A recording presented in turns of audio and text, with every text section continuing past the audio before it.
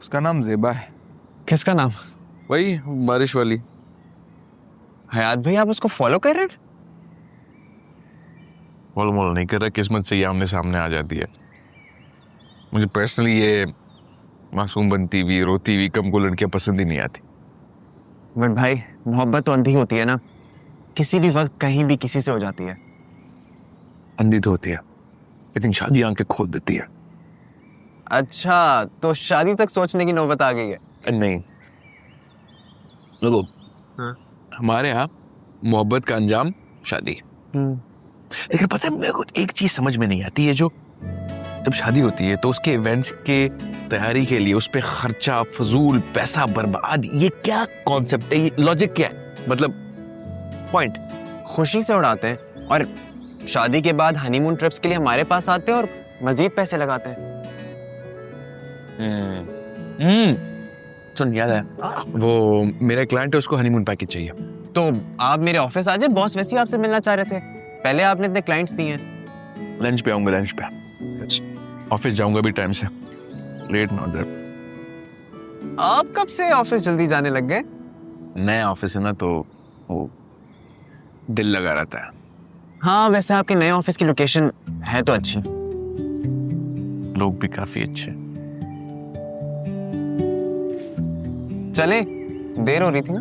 चल आज उठे।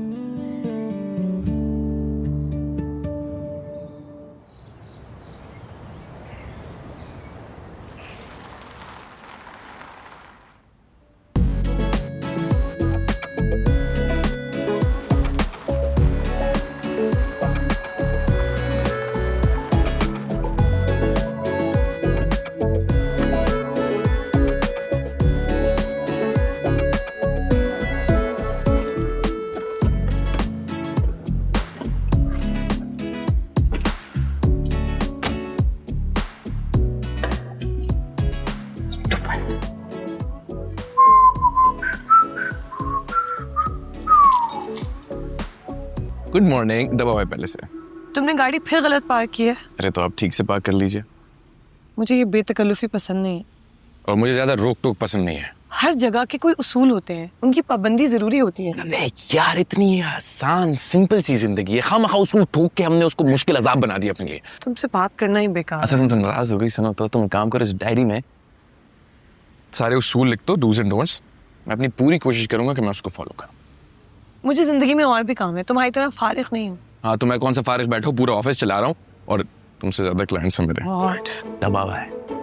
ठीक है, इतना भी क्या नखरा।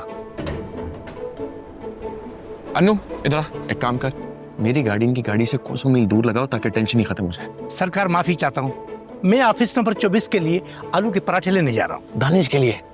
अबे यार, 12 पराठे खा जाते दिन के हैं। चाबी दे, छोड़ दे, करीबी ठीक है। अच्छा सुन अनु,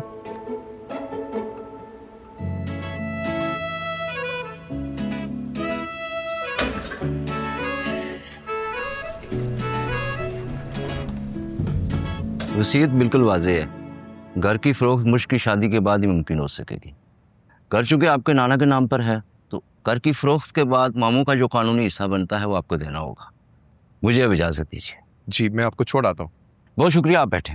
थैंक यू।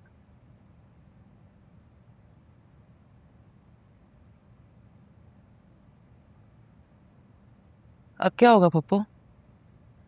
तुम परेशान मत हो माशाल्लाह, अल्लाह ने चाहा तो सब ठीक होगा। कदीर माँ मुझे रोज कॉल करते हैं, रोज। कभी कहते घर बेच दो, कभी कहते घर रेंट पे डाल दो। मैं तो डाल देती हूँ, मगर कब तक? और मुश्किल हालत तो आपके सामने है, जहाँ घर बेचने की बात करो बेहोश होने वाली हो जाती है। तुम देखना, जैसे ही मुश्क की शादी होगी वो अपने नए घर को सजाने में इतनी मसरूफ हो जाएगी कि उसके लिए ये पुराना दरो दीवार एक ख्वाब बनकर रह जाएगा। अल्लाह करे ऐसा हो। इंशाल्लाह सही होगा। इंशाल्लाह।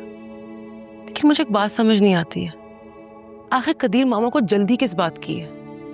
एक माह हुआ है सिर्फ, और उन्होंने शोर मचाना शुरू कर दिया। इस बात का दुख ना मुझे सारी जिंदगी रहेगा।